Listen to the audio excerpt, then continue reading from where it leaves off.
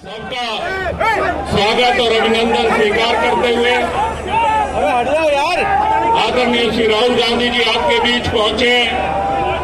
हम सब उनका स्वागत और अभिनंदन करने के लिए उत्साहपूर्वक उमंग पूर्वक यहाँ इस भीषण गर्मी में आप इंतजार कर रहे थे। अब आदरणीय श्री राहुल गांधी जी आपके बीच पहुंच गए। मेरी आवाज जहां तक पहुंच रही है, उत्तर पूर्वी दिल्ली के आप सभी नागरिकों का, सभी मतदाताओं का, माताओं बहनों का, आदरणीय बुजुर्गों, नौजवान साथियों और प्यारे बच्चों, आप सबको मालूम है कि आज बुद्ध पूर्णिमा है। आज पूरा देश, पूरी दुनिया तथागत बुद्ध की जयंती मना रही है और तथागत सत्य और अहिंसा के सिद्धांत को मानते हुए और यहाँ पर मंच पर बापू की तस्वीर लगी है। बापू भी सत्य और अहिंसा के रास्ते पे चलकर इस देश को आजादी दिलाई, तो इस मंच से हम सत्य और अहिंसा के सिद्धांत को, उस रास्ते पर चलने के संकल्प को दोहराते हैं। और आप सब लोग, उत्तर पूर्वी दिल्ली की जनता ने जिस तरीके से प्यार दिया है, माओं ने अपने आंचल से पसीना पोंछा, बुजुर्गों ने सर ठोककर आशीर्वाद दिया, नौजवान साथियों ने हाथ मिलाकर कहा कि भैया इस बार हम लोग दिल्ली बदलेंगे। तो मैं आप तमाम लोग जो बदलाव का संकल्प लिए हैं, आपका हार्दिक अभिनंदन करता हूं, आपका इस्तकबाल करता हूं और आप सबको दिल की गहराइयों से आभार व्यक्त करता हूं, आपको धन्यवाद कहता हूं। और बिना किसी देरी के यहाँ जो सम्मानित मंच है, हमारी पार्टी के पूर्व अध्यक्ष श्री राहुल गांधी जी, हमारे पार्टी के महासचिव केसी वेणुगोपाल जी और एआईसीसी की तरफ से ऑब्जर्वर लगाए गए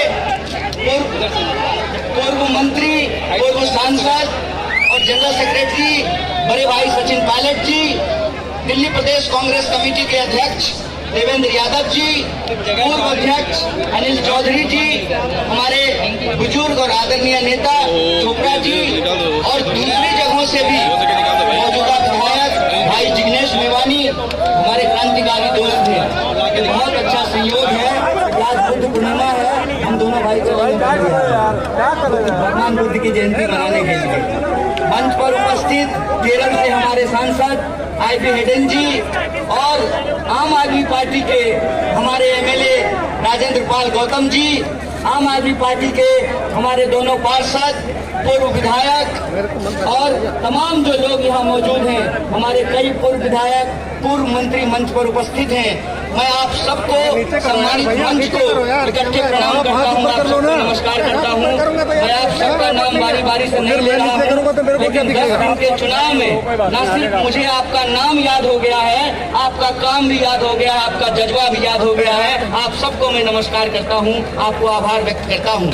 और बिना किसी देरी के मैं आपसे सिर्फ 3 बात कहना चाहता हूँ। पहली बात कि इसमें कोई शक संदेह नहीं है कि इस देश को बचाने के लिए, संविधान की रक्षा करने के लिए, हमारे देश की जो लोकतांत्रिक परंपरा है उसको बचाने के लिए कांग्रेस पार्टी ने और तमाम पार्टियों ने मिलकर के इंडिया अलायंस बनाया है। दिल्ली में कांग्रेस पार्टी की ओर से, आम आदमी पार्टी की ओर से और इंडिया अलायंस की ओर से मैं उत्तर पूर्वी दिल्ली का प्रत्याशी हूं। इस संबंध में मैं आप सबसे एक बात कहना चाहता हूं। देखिए, हम लोग जब अलग अलग राजनीतिक पार्टी के होते हैं तो हमारे बीच में कई बार कई चीजों को लेकर सहमति और असहमति होती है, लेकिन इंडिया अलायंस की एक एक पार्टी इस बात पर सहमत है कि अगर लोकतंत्र बचेगा, संविधान बचेगा, तभी चुनाव बचेगा। इसीलिए ये चुनाव हम साथ में लड़ रहे हैं, इस देश में चुनाव को बचाने के लिए। ये चुनाव हम साथ में लड़ रहे हैं इस देश के संविधान की रक्षा करने के लिए। ये चुनाव हम साथ में लड़ रहे हैं इस देश में तानाशाही के खिलाफ और इस देश के लोगों के जो बुनियादी सवाल हैं। उत्तर पूर्वी दिल्ली के लोग हैं आप लोग, आप बताइए, 10 साल से माननीय सांसद हैं यहाँ पर भाजपा के, माननीय सांसद का 10 दिन का जो है चुनाव कैंपेन आप उठा करके देख लीजिए। वो मुझे गाली देते हैं, हमारी पार्टी को गाली देते हैं, हमारे मेरा नहीं लग रहा। अभी तो मैं लग रहा है बना भी नहीं, कैसे लग रहा है? अभी तो मुझे कांग्रेस पार्टी और इंडिया अलायंस ने सिर्फ कैंडिडेट बनाया है उत्तर पूर्वी दिल्ली का। लेकिन आप असर देखिए आपकी मोहब्बत का, आपके आशीर्वाद का, आपके हौसले का और आपके समर्थन का कि 10 दिन के मेरे चुनावी कैंपेन का नतीजा ये है कि आदरणीय प्रधानमंत्री जी 2 बार के प्रधानमंत्री हैं, 10 साल से दिल्ली रहते हैं और यमुना पार करने में उनको 10 साल लगा है। मैं आप सबसे कहना चाहता हूं कि आप इंडिया अलायंस को सपोर्ट कीजिए। अभी तो हम प्रधानमंत्री को यमुना पार लेकर के आए हैं, पूरी की पूरी सरकार को यमुना पार लेकर के आएंगे, ये हमारा आपसे वादा है। और जिस तरीके से वो अपमानित करते हैं यमुना पार रहने वाले लोगों को, मैं तो कहता हूं मेरा नाम कन्हैया है, गंगा किनारे में पैदा हुआ और यमुना किनारे रहने वाले आप तमाम मतदाताओं ने जिस तरीके से मुझे गले लगाया है, जिस तरीके से आपने आशीर्वाद दिया है, हमको पूरा भरोसा है कि यमुना के किनारे रहने वाले लोगों को जो भाजपा अपमानित कर रही है, आपको मालूम है जय शाह के पिताजी ने अभी कहा कि इंडिया अलायंस के जो वोटर हैं वो पाकिस्तानी है। तो मैं पूछना चाहता हूं कि दिल्ली में 25 साल 15 साल कांग्रेस पार्टी की सरकार रही, 10 साल आम आदमी पार्टी की सरकार है और यह सरकार हमने ईवीएम की चोरी करके नहीं, आपके समर्थन से बनाई है कि नहीं बनाई है? आपके समर्थन से बनाया था ना।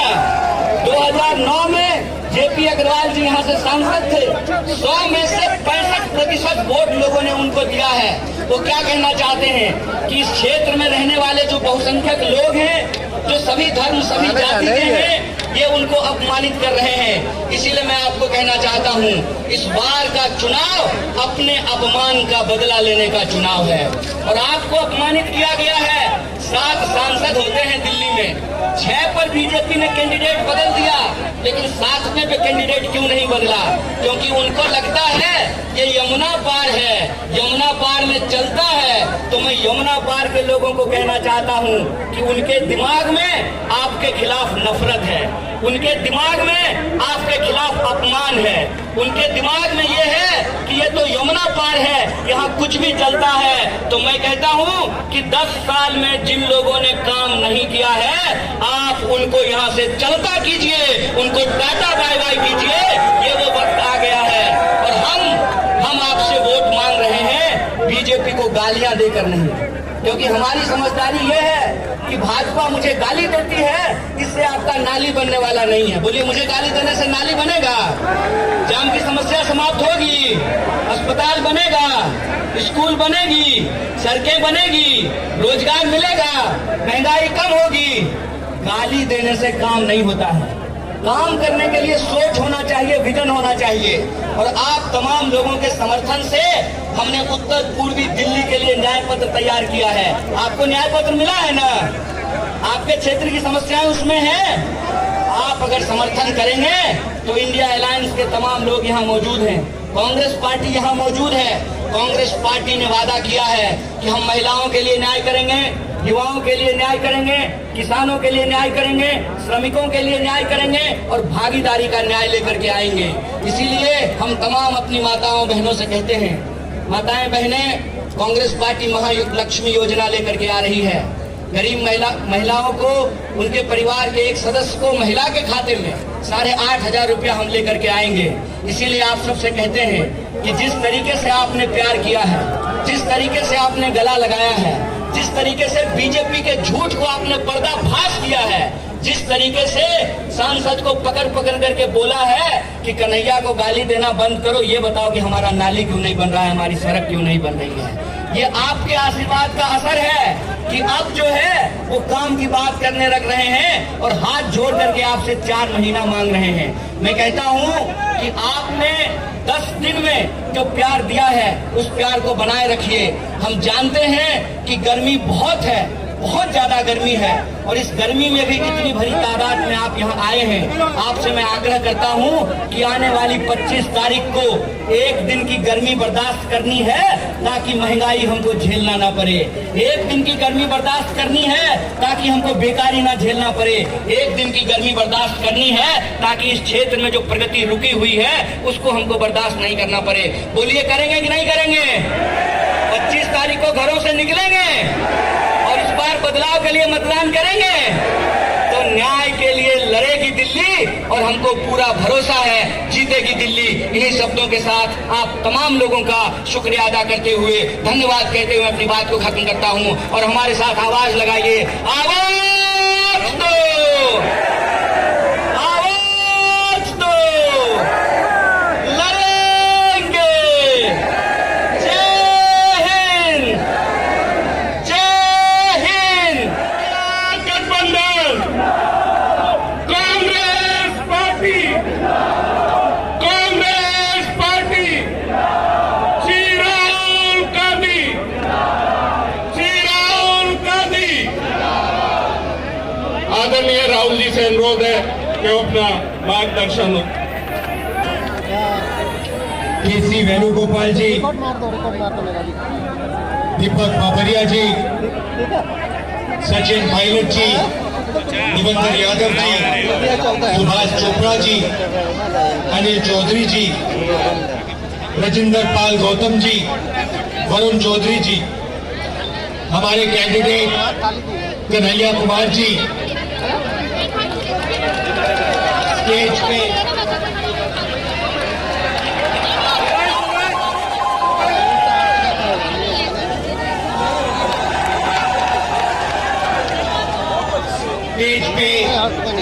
इंडिया गठबंधन के वरिष्ठ नेता,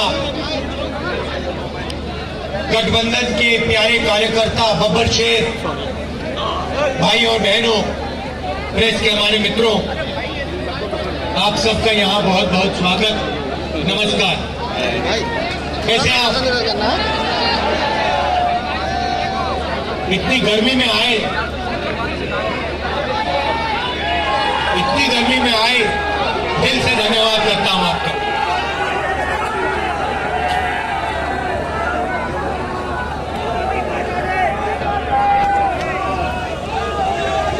भाइयों बहनों, लड़ाई इस चुनाव में ये कॉन्स्टिट्यूशन की है, भैया संविधान की है। ये जो संविधान है ये सिर्फ एक किताब नहीं है, इसमें हिंदुस्तान की हजारों साल पुरानी एक विचारधारा, एक सोच है।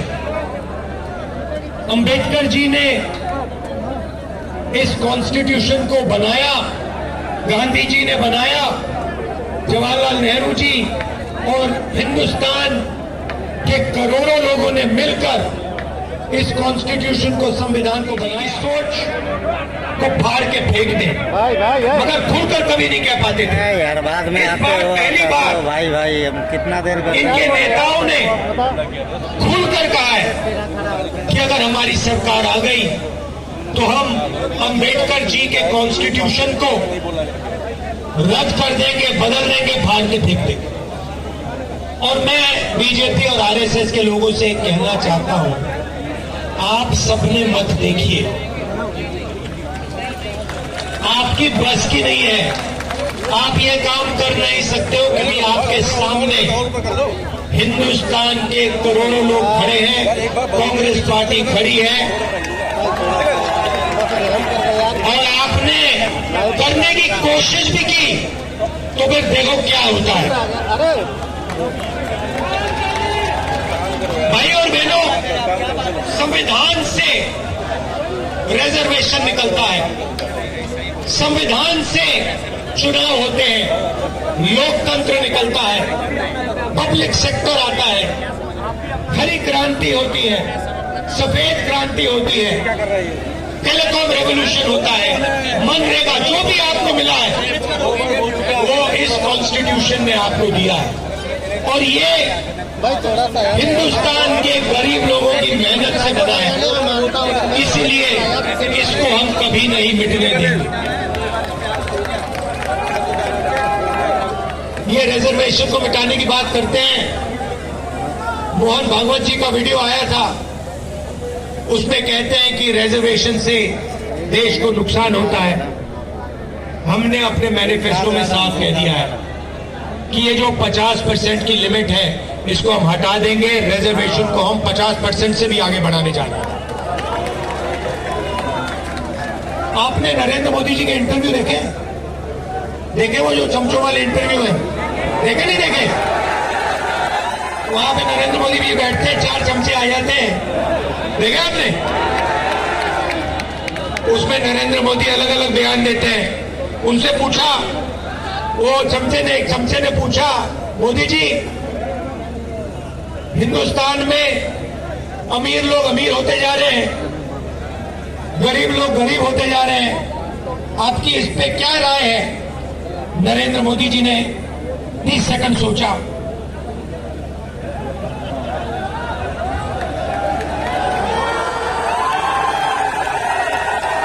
ये कहते हैं क्या मैं सबको गरीब कर दूं? अच्छा देखो, कन्हैया है यहां पे।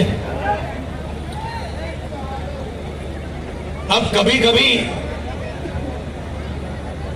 मेरे से मिलने आता है, बातचीत होती है, कभी कभी इंटरनेशनल रिलेशंस पे बात हो जाती है, कभी गरीबी पे बात हो जाती है। कन्हैया में अलग अलग लेवल की समझ है, यमुना पार की समझ है, किसानों की समझ है और इंटरनेशनल लेवल की भी समझ है। मगर अगर एक दिन कन्हैया मुझसे मिलने आए और मुझे कॉन्फिडेंस में लेके, सुनो, और मुझे कॉन्फिडेंस में लेके बंद कमरे में कह दे कि राहुल जी मैं बायोलॉजिकल नहीं हूं, मुझे परमात्मा ने भेजा है, तो मैं कन्हैया से कहूंगा, हाथ जोड़ के कहूंगा, कन्हैया ये बात तू बाहर मत कह दियो, गलती से भी ये बात बाहर मत कह दियो। मगर देश के प्रधानमंत्री चमचों के सामने इंटरव्यू में खुल के कहते हैं मैं बायोलॉजिकल नहीं हूं, मैं बायोलॉजिकल नहीं हूं। जैसे आप सब हिंदुस्तान के की जनता, सारे जीव जो बायोलॉजिकल है, उनको नरेंद्र मोदी जी कहते हैं कि भैया आप सब बायोलॉजिकल हो, मैं बायोलॉजिकल नहीं हूं। मुझे परमात्मा ने ऊपर से भेजा है, मिशन के लिए भेजा है। अब अगर भैया सड़क पे आपको ये कोई कह दे तो आप उसे क्या कहोगे? क्या कहोगे? उसे कहोगे भैया माफ करो, काम अपना करो, हमें अपना काम करने दो। और उनके चमचे क्या कहते हैं? वाह वाह वाह वाह वाह, क्या बात है, परमात्मा ने भेजा है, प्रधानमंत्री को परमात्मा ने भेजा। भैया कैसा भेजा है? कोविड के समय कहता है थाली बजा दो, परमात्मा ने भेजा। और कोविड के समय कहते हैं लाश की ढेर पड़ी है गंगा में, यहां पे यमुना पार हजारों लोग अस्पतालों के सामने, अंदर नहीं सामने लेटकर आखिरी सांस तोड़ रहे हैं। और प्रधानमंत्री आते हैं, कहते भाई और बहनों, नहीं प्रधानमंत्री नहीं, जिनको परमात्मा ने भेजा है वो आके कहते हैं भाई और बहनों मोबाइल फोन की लाइट जला दो।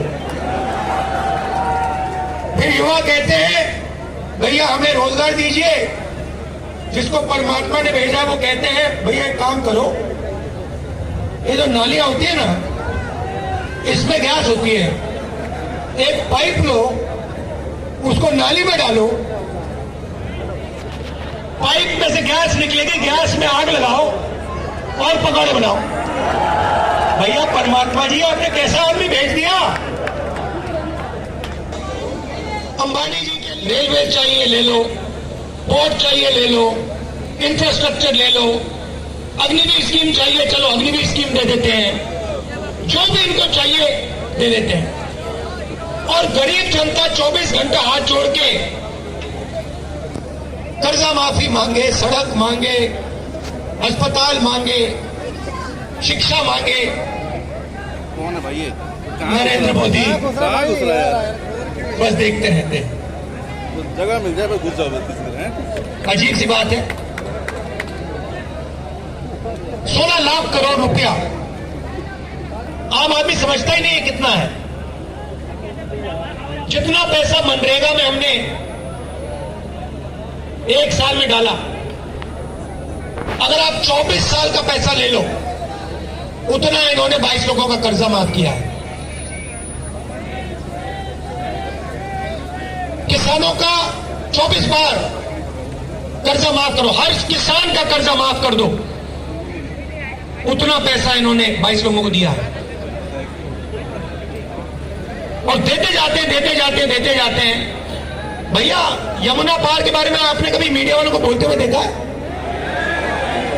आपकी सड़कें दिखाई इन्होंने? ये जो कचरा पड़ा हुआ था बाहर, ये इन्होंने दिखाया कभी? मगर अंबानी की शादी तो दिखाते हैं। थोड़ी देर में ये भी कहेंगे कि भैया हमें भी भगवान ने भेजा है। सेना के खिलाफ स्कीम है, देशभक्तों के खिलाफ स्कीम है। दो अलग अलग शहीद तैयार कर रहे हैं। एक को शहीद का दर्जा मिलेगा, पेंशन मिलेगी, कैंटीन मिलेगी, परिवार की रक्षा होगी, और दूसरे को ना शहीद का दर्जा मिलेगा, ना पेंशन मिलेगी, ना सोशल सिक्योरिटी मिलेगी, ना परिवार की रक्षा होगी। तो पहला काम हम इसको खत्म करने जा रहे हैं। ये नरेंद्र मोदी जी लाए, सेना नहीं लाई, नरेंद्र मोदी जी लाए, और इसको हम खत्म करेंगे। भैया ये दिनेश है, इसको तंग मत करो। ये हमारा बब्बर शहर कार्यकर्ता है।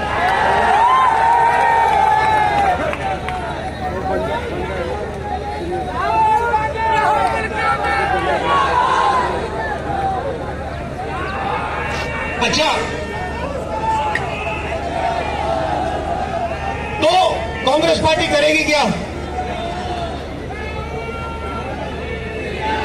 जितना पैसा इन्होंने अरबपतियों को दिया है, उतना पैसा हम हिंदुस्तान के गरीब लोगों को देंगे। आपने महालक्ष्मी योजना का नाम सुना है? सुना है? मैं समझा देता हूं। चुनाव के बाद 4 जून इंडिया गठबंधन की सरकार बनेगी। उसके बाद यमुना पार में जो भी गरीब परिवार है, गरीबी रेखा से नीचे जितने भी परिवार हैं, उनकी लिस्ट बनेगी, दिल्ली में बनेगी, हर प्रदेश में बनेगी। करोड़ों लोगों के नाम आएंगे। और उसके बाद जो हम करने जा रहे हैं, मैं आपको गारंटी करके कह सकता हूं कि आपने उसको सपने में भी नहीं देखा होगा। ऐसा सपना हिंदुस्तान के गरीबों ने नहीं देखा होगा जो हम करने जा रहे हैं, जिसको हम सच्चाई में बदलने जा रहे हैं। लिस्ट बनेगी, हर परिवार में से एक महिला का नाम चुना जाएगा, एक महिला का नाम चुना जाएगा, और 4 जुलाई को करोड़ों परिवार,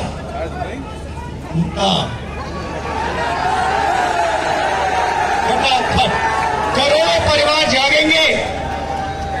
9 बजे सुबह महिला का बैंक अकाउंट होगा। करोड़ों महिलाएं हिंदुस्तान में अपना बैंक अकाउंट चेक करेंगी, मोबाइल फोन खोलकर बैंक अकाउंट चेक करेंगी, और उसमें महीने का फटाक से 8,500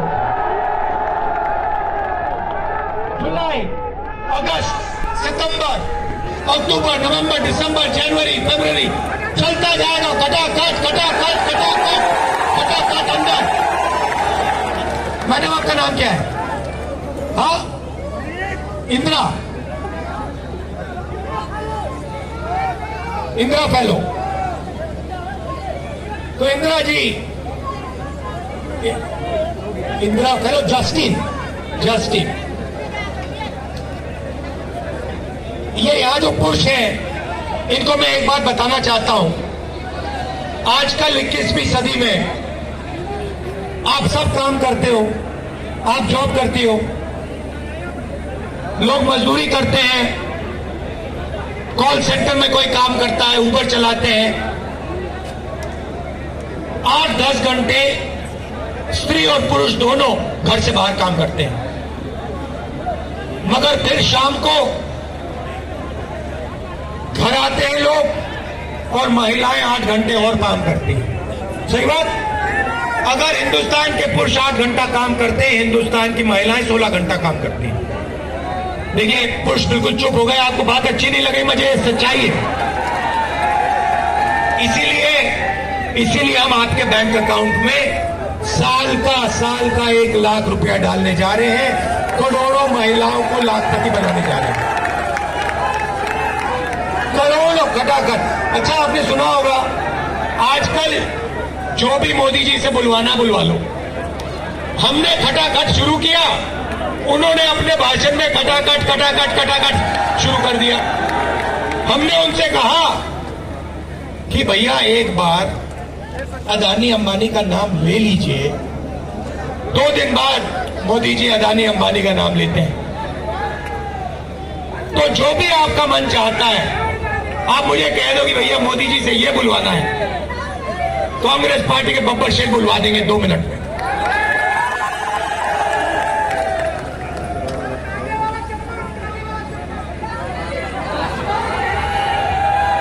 किसानों को, यहां ज्यादा किसान नहीं है मगर बताना चाहता हूं आपको, किसानों का कर्जा माफ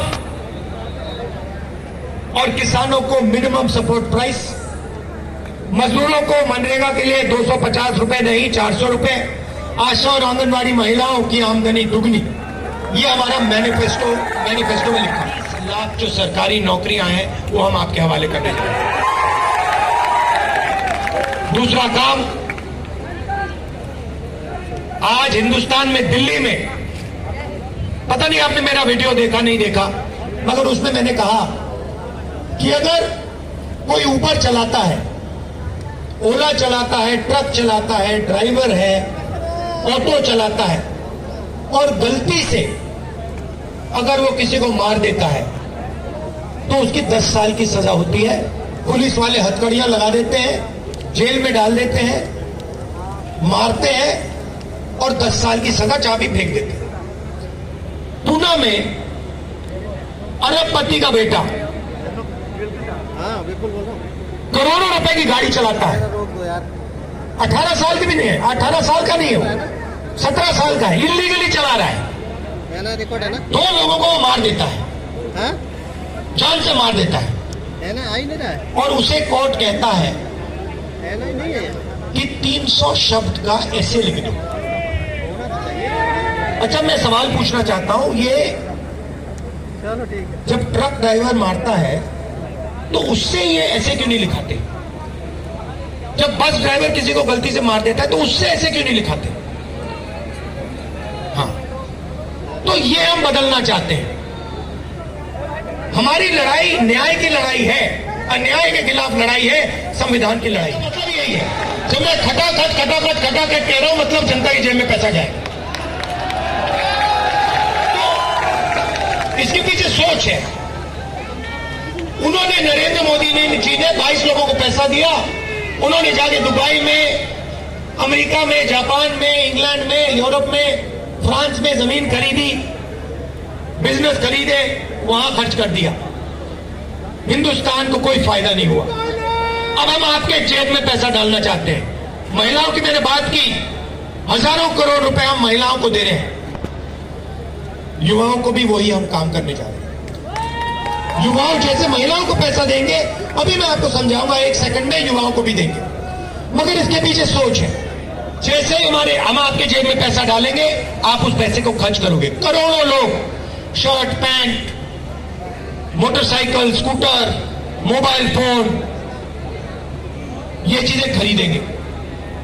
हिंदुस्तान की अर्थव्यवस्था एक बार फिर से चालू होगी, इकोनॉमी चालू होगी, फैक्ट्रियां शुरू हो जाएंगी और आप ही के बच्चों को, हिंदुस्तान के बेरोजगार युवाओं को उन्हीं फैक्ट्री में काम मिलेगा। तो चेन है, इंजन को हम स्टार्ट करना चाहते हैं। स्टार्ट करने का तरीका गरीबों के जेब में पैसा डालना है। उन्होंने इंजन को बंद करा। बंद कैसे किया? अरबपतियों के जेब में पैसा डालकर। अब युवाओं की बात करना चाहता हूं। 30 लाख रोजगार तो हम आपको शुरू में ही दे देंगे, मगर उसके बाद आपको हम एक अधिकार देने जा रहे हैं। पहली बार दुनिया की कोई सरकार ऐसा अधिकार दे रही है। सोच है पहली नौकरी पक्की, 1 साल की नौकरी की गारंटी पब्लिक सेक्टर में, BHEL, HEL इन कंपनियों में, प्राइवेट सेक्टर में, सरकारी अस्पतालों में, सरकारी कॉलेजेस यूनिवर्सिटीज में, सरकारी ऑफिसेज में। हिंदुस्तान के ग्रेजुएट्स को, यूनिवर्सिटी, कॉलेज, डिप्लोमा होल्डर्स को 1 साल की गारंटी नौकरी, बेहतरीन ट्रेनिंग और बैंक अकाउंट में महीने का 8,500 रुपए खटाखट।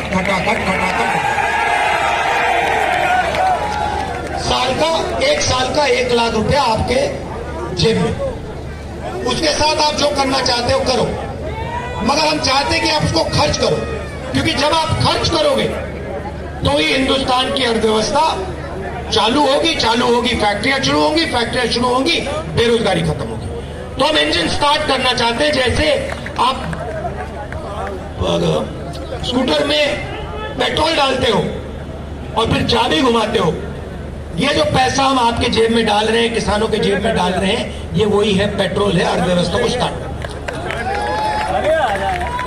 और आप ये किसी भी इकोनॉमिस्ट से पूछ लीजिए, वो आपको बताएगा कि हिंदुस्तान में अर्थव्यवस्था को चालू करने का यही तरीका है और कोई तरीका ही नहीं। तो ये हम करने जा रहे हैं, इससे करोड़ों लोगों को फायदे के लिए। क्यों? क्योंकि वो चाइना का माल हिंदुस्तान में बेचते। तो आपको उन्होंने कहा मेड इन इंडिया, और जो मेड इन इंडिया का ढांचा था उसको खत्म कर दिया नोटबंदी से, GST से, और पूरा अदानी जी और अंबानी जी से मेड इन चाइना चला गया। और सिस्टम, आर्थिक सिस्टम पूरा बंद पड़ा हुआ है। हिंदुस्तान की फैक्ट्रियां बंद पड़ी हैं, छोटे बिजनेसेस बंद पड़े हैं, टी-शर्ट, पैंट बनाने वाले यूनिट बंद पड़े हैं, टेक्सटाइल में बांग्लादेश आगे निकल गया।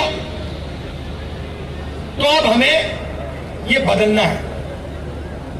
सबसे पहले यही है, जब मैं खटाखट कह रहा हूं, मतलब जनता की जेब में पैसा जाए।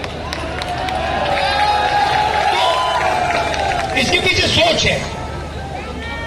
उन्होंने, नरेंद्र मोदी जी ने 22 लोगों को पैसा दिया। उन्होंने जाके दुबई में, अमेरिका में, जापान में, इंग्लैंड में, यूरोप में, फ्रांस में जमीन खरीदी, बिजनेस खरीदे, वहां खर्च कर दिया। हिंदुस्तान को कोई फायदा नहीं हुआ। अब हम आपके जेब में पैसा डालना चाहते हैं। महिलाओं की मैंने बात की, हजारों करोड़ रुपए हम महिलाओं को दे रहे हैं। युवाओं को भी वही हम काम करने जा रहे हैं। युवाओं जैसे महिलाओं को पैसा देंगे, अभी मैं आपको समझाऊंगा, 1 सेकंड में युवाओं को भी देंगे, मगर इसके पीछे सोच है।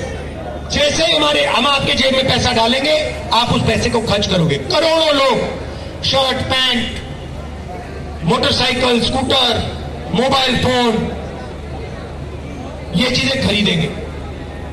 हिंदुस्तान की अर्थव्यवस्था एक बार फिर से चालू होगी, इकोनॉमी चालू होगी, फैक्ट्रियां शुरू हो जाएंगी और आप ही के बच्चों को, हिंदुस्तान के बेरोजगार युवाओं को उन्हीं फैक्ट्री में काम मिलेगा। तो चेन है, इंजन को हम स्टार्ट करना चाहते हैं। स्टार्ट करने का तरीका गरीबों के जेब में पैसा डालना है। उन्होंने इंजन को बंद करा। बंद कैसे किया? अरबपतियों के जेब में पैसा डालकर। अब युवाओं की बात करना चाहता हूं। 30 लाख रोजगार तो हम आपको शुरू में ही दे देंगे, मगर उसके बाद आपको हम एक अधिकार देने जा रहे हैं। पहली बार दुनिया की कोई सरकार ऐसा अधिकार दे रही है। सोच है पहली नौकरी पक्की, 1 साल की नौकरी की गारंटी पब्लिक सेक्टर में, BHEL, HEL इन कंपनियों में, प्राइवेट सेक्टर में, सरकारी अस्पतालों में, सरकारी कॉलेजेस यूनिवर्सिटीज में, सरकारी ऑफिसेज में हिंदुस्तान के ग्रेजुएट्स को, यूनिवर्सिटी, कॉलेज, डिप्लोमा होल्डर्स को 1 साल की गारंटी नौकरी, बेहतरीन ट्रेनिंग और बैंक अकाउंट में महीने का 8,500 रुपए खटाखट खटाखट खटाखट। एक साल का 1 लाख रुपया आपके जेब में। उसके साथ आप जो करना चाहते हो करो, मगर हम चाहते हैं कि आप उसको खर्च करो, क्योंकि जब आप खर्च करोगे तो ही हिंदुस्तान की अर्थव्यवस्था चालू होगी, फैक्ट्रियां शुरू होंगी, बेरोजगारी खत्म होगी। तो हम इंजन स्टार्ट करना चाहते हैं। जैसे आप स्कूटर में पेट्रोल डालते हो और फिर चाबी घुमाते हो, ये जो पैसा हम आपके जेब में डाल रहे हैं, किसानों के जेब में डाल रहे हैं, ये वही है, पेट्रोल है अर्थव्यवस्था को स्टार्ट करना। और आप ये किसी भी इकोनॉमिस्ट से पूछ लीजिए, वो आपको बताएगा कि हिंदुस्तान में अर्थव्यवस्था को चालू करने का यही तरीका है और कोई तरीका ही नहीं। तो ये हम करने जा रहे हैं, इससे करोड़ों लोगों को फायदा होगा। आम आदमी पार्टी को के कैंडिडेट को जिताओगे। आम आदमी पार्टी के कार्यकर्ताओं से कहना चाहता हूं, आपको 4 सीटों में आम आदमी का समर्थन करना है, 3 सीटों में कांग्रेस पार्टी का समर्थन करना है। कांग्रेस पार्टी के कार्यकर्ताओं से कहता हूं, आपको 3 सीटों में कांग्रेस पार्टी का समर्थन करना है और 4 सीटों में आम आदमी पार्टी का समर्थन करना है। और एक साथ मिलकर आप सब काम कीजिए, मिलकर काम कीजिए और 7 की 7 सीटों में बीजेपी को दिल्ली में हराना है। दिल से आपका धन्यवाद करता हूं, आप दूर दूर से आए और इतनी गर्मी में आप आए। धन्यवाद। जय हिंद, नमस्कार।